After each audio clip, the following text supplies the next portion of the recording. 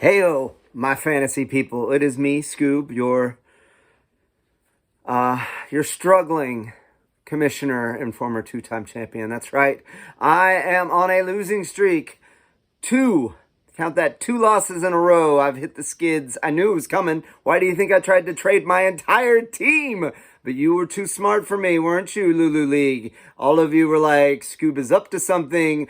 I'm not going to respond to that, or I will outright reject that because, yeah, I was not feeling good, man. I just felt like I needed to shake things up because guys were I don't know. I felt like they were looking better on paper than they actually looked when, the eye test. So, anyways, me ranting, me rambling, don't you worry. Sorry I'm getting this out late. In fact, the 1 o'clock/noon games have already started. I wrote down these scores before they started. Defenses and things. I was trying to get them all down real quick. But I wanted to wait until the end of the London Jags Bills game so I could, do that. And it was just too tight of a window. And yeah, sorry I didn't get it out before that. Nonetheless, jumping into it. So crazy game on Thursday. Crazy game over there in London. I totally bet on the Jags because I was like, they've been there all week, man. So that was a good call by me. So here we go. I'm playing Too Good For You. Of course, when he plays me, he starts working the waiver wire and moving guys around. But I also am getting a little bit lucky. He had kind of a so-so Thursday. Robinson was kind of mad. Got a big night out of Komet with 15 points. And then James Cook wasn't all that great over there in London. Only put up like 5 points. So, sorry, Jackson. I needed all the help I could get. And I got it. Calvin Ridley, he's back, at least for this week. We'll see what happens. The talent's always been there, but he just, like, the last couple weeks, he just disappeared on me. Funny how I lost when that happened.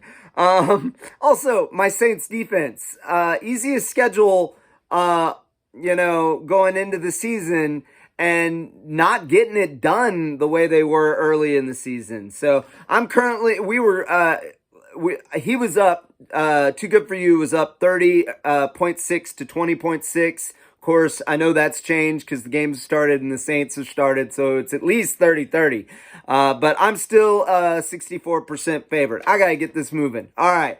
Memphis Mains, 2-2, going against Trash Pandas, 2-2. I am also 2-2. 2-2 is the theme of this week here in week 5, because man, almost all of us are 2-2.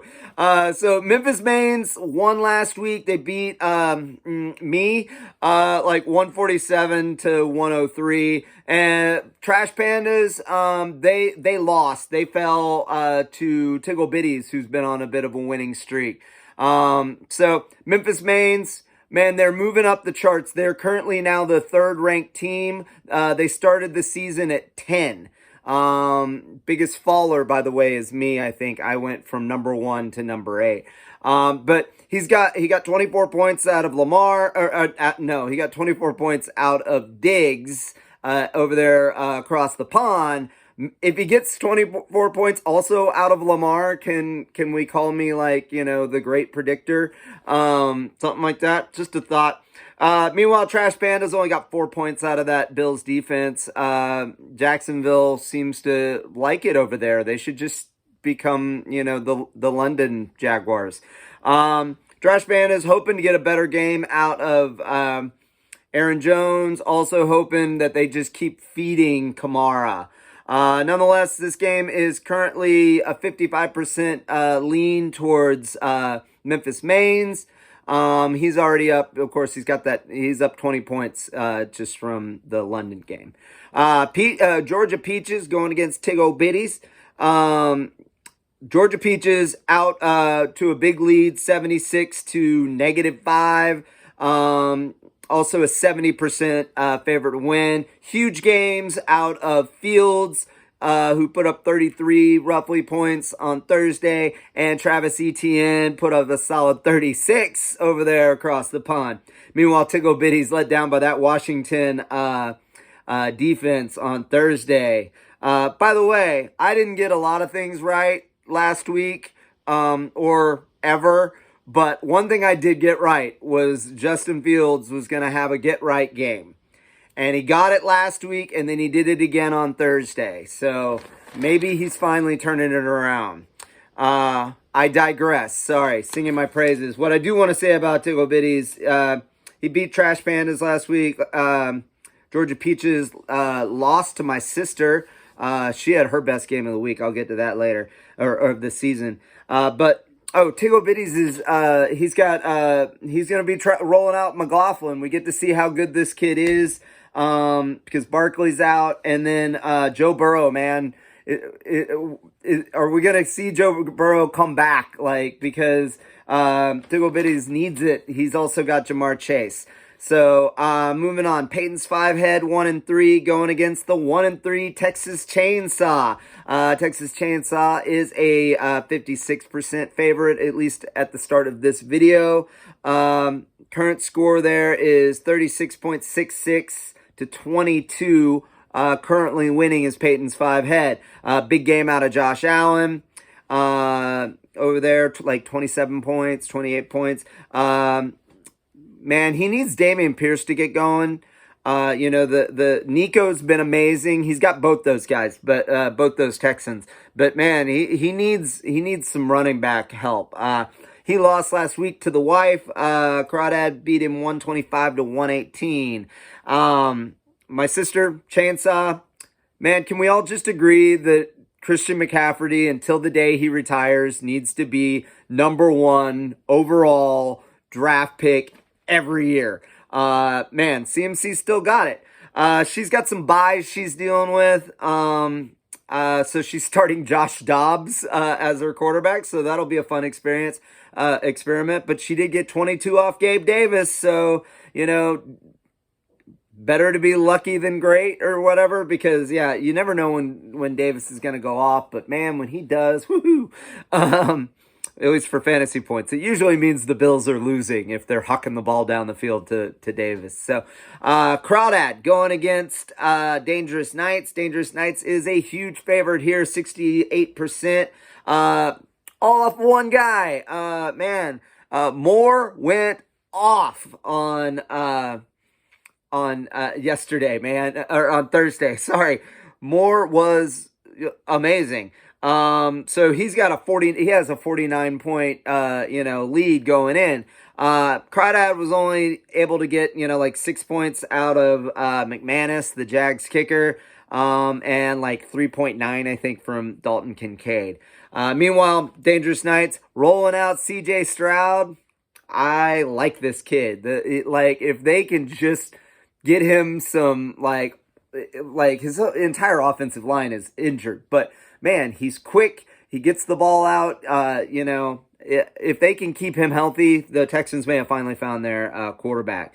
Dangerous Knights has found his running back. He, for the first time, he's finally playing Montgomery over Gibbs, and I think this is the first time he's finally done it. Man, Montgomery, if what we saw last week is what's to come, whoo! Maybe he should be #1 overall. I don't know. And then, of course, in fact, I just got a Matthew Berry tweet on my phone said David Montgomery scores or can't stop scoring. So I don't even know what he's done other than apparently scored at least one touchdown. So congratulations, Tim, on James Montgomery. On David Montgomery. Wow. All right. And, Chris Olave, he's got Chris Olave, which is kind of suffering from the David Carr injury. So we'll see what happens there. And last but not least, we have our 2 undefeated teams. The last 2 teams, by the way, are also 2-2. So, Slummy, the Buckless Troll, sitting at 4-0. Jive Turkeys, sitting at 4-0. Man, I've been calling it all season that I think Jive Turkeys is the team to beat. And then, obviously Slummy's been putting up huge numbers week after week. I was really looking forward to this matchup. And then I opened it up and I was like, man, this is not as close as I thought it would be. Like everything was heavily leaning towards Slummy. Then I looked, Bubba's entire starting roster is on bye this week. It's like, oh, the matchup that the league needs to see. And Bubba's entire team is on bye. So it's not gonna right now things are heavily leaning towards Slummy. He's a 57% favorite, at least at the start of this video. But again, I don't know if Raheem Mostert's going to keep getting the ball, or are they going to start making the move to A-Chin? Slummy is heavily dependent on the Vikes-Chiefs game. He needs it to be, he's got Kirk Cousins, so he needs the Vikings to throw the ball. He's also got Alexander Madison, so really he needs Madison to also get involved in the passing game. Meanwhile, he's got Kelsey. That's three main players all counting on this one game. So if this game's a dud, it could really hurt him. Of course, if it goes off, man, points galore. Meanwhile, he's playing Jive Turkeys. I talked about the buys. We do get to see the emergence of Jonathan Taylor. He's got him in his lineup. He got 14 points out of Christian Kirk over in London. He beat Too Good For You last week in a squeaker, 102-95. Does his win streak end here? Or does Slummy's? That's the question. The only way to find out is for me to stop talking and to get back to the game. Looks like Baltimore's up 7-0. And I missed it because I was talking to you. All right, set your lineups if you haven't already, because the 1 o'clock games are now 30 minutes in. All right, love y'all. Give it your best. Let me see your wall face. Ah!